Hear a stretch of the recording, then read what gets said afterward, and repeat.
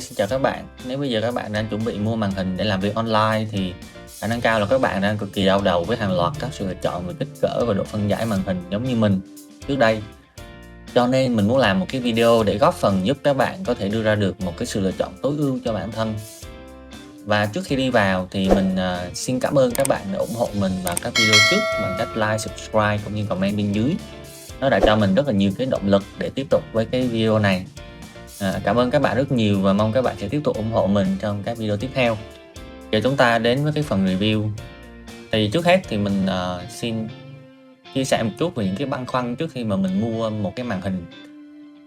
Thì trước khi mình mua cái màn hình hiện tại thì mình đã suy nghĩ rất nhiều về những cái câu hỏi, ví dụ như là liệu là mình nên mua màn hình 24 inch hay là 27 hay là 32, kích thước màn thế nào sẽ là tối ưu cho cái công việc của mình và với cái không gian làm việc của mình, hay là liệu mình nên chọn một cái độ phân giải nào, Full HD, 2K hay là 4K.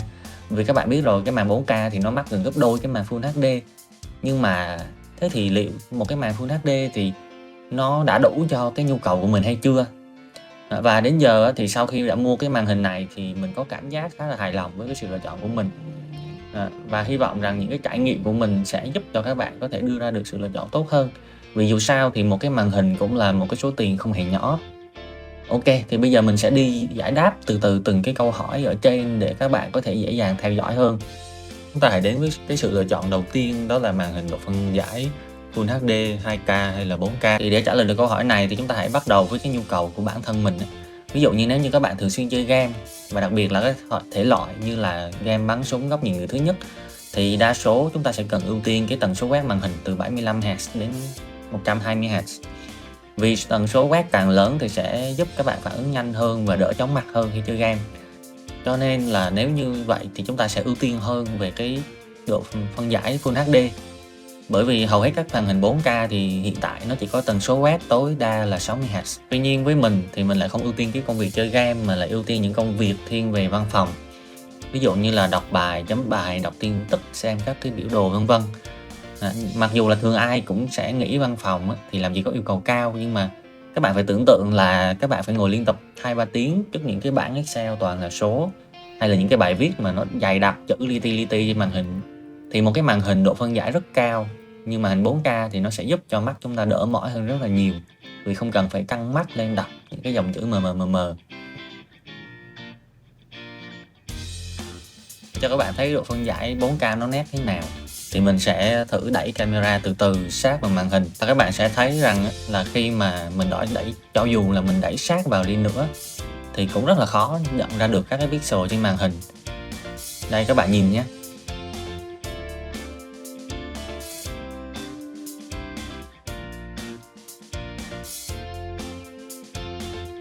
Rồi ngoài ra thì cái màn hình con lab của mình nó cũng có độ phân giải 4K, cho nên nếu mà chúng ta đã quen với cái độ phân giải này thì khi mà chúng ta quay lại đối với những cái màn hình có độ phân giải Full HD thì nhìn nó rất là khó chịu. Các bạn biết nó rất là khó chịu bởi vì sao? Bởi vì chúng ta sẽ luôn luôn nhìn ra cái điểm mờ ở phía bên mép của cái chữ. Nhìn chung thì màn 4K nó sẽ hợp với những người mà có yêu cầu rất cao về màu sắc, độ sắc nét, hoặc là cần nhìn nhiều cái chi tiết nhỏ cùng một lúc trên màn hình. Ví dụ như là những cái bảng thiết kế, những cái màu, những cái thiết kế về hình ảnh hay số liệu hay đồ thị vân vân. Đặc biệt là nếu như bạn nào mà ưu tiên về màu sắc thì các bạn lại còn phải chọn một cái màn hình nó có độ phủ màu cao. Điểm yếu của màn hình 4K là gì? Thì như lúc nãy mình nói thì cái đầu tiên của nó là tần số quét của nó không bao giờ quá 60Hz.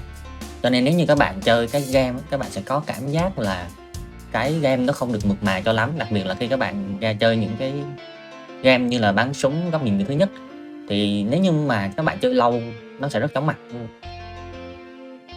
Thì ở đây mình sẽ cắm cái con iPad Pro này vào. Thì cái con iPad Pro của mình nó có tần số quét là 120Hz, cho nên các bạn sẽ có nhìn ra được cái sự khác biệt giữa cái màn 60Hz và cái màn 120Hz. Đấy.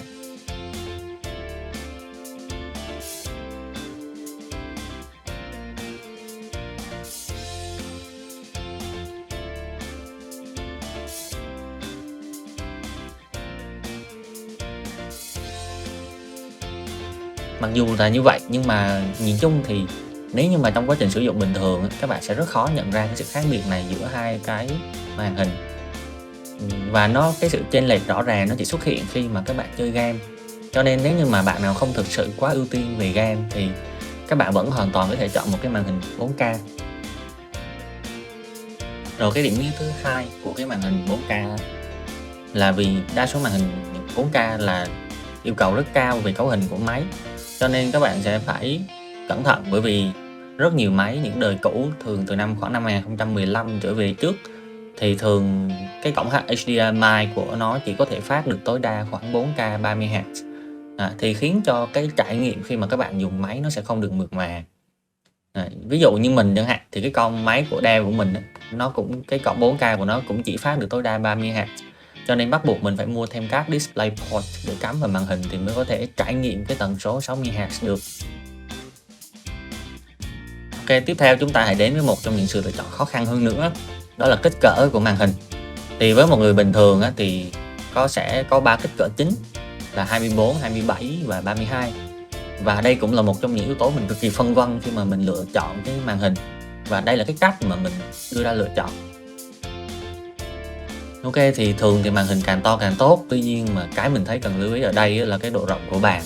Bởi vì nó sẽ quyết định cái khoảng cách ngồi từ mắt của bạn đến cái màn hình. Ví dụ như cái bàn của mình thì nó rộng khoảng 80cm. Thì cái khoảng cách từ mắt đến cái màn hình thì sẽ là khoảng 60cm. Thì nó vừa đẹp cho một cái màn hình 27 inch. Vì toàn bộ cái màn hình thì nó sẽ nằm gọn trong cái tầm nhìn của bạn.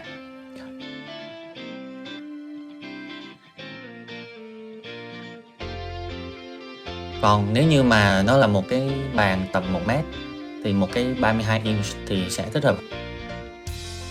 Thế thì những cái ưu điểm của màn hình 27 inch 4K là gì?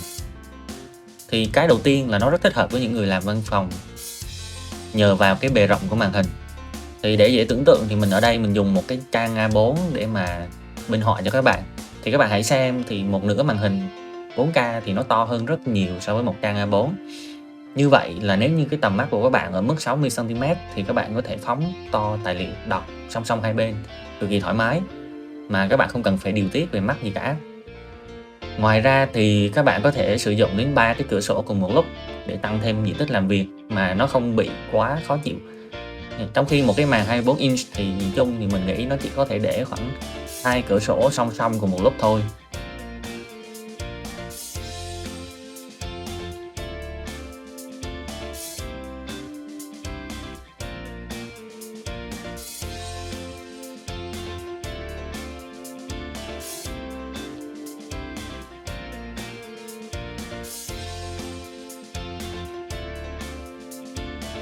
Rồi nói đến đây thì chúng ta sẽ bắt đầu phải nghĩ đến câu chuyện là chúng ta lựa chọn cái thương hiệu và giá cả như thế nào.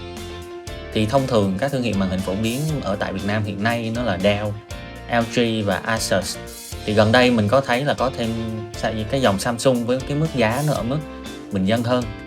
Một trong những cái lý do tại sao mình chọn LG là bởi vì lâu nay mình đã có rất là nhiều cái trải nghiệm tốt với LG. Như ở nhà mình thì đã có 2 con LG TV 55 inch rồi. Và mình có cảm giác rằng là LG họ luôn có một cái mức giá rất là vừa phải cho những con màn hình.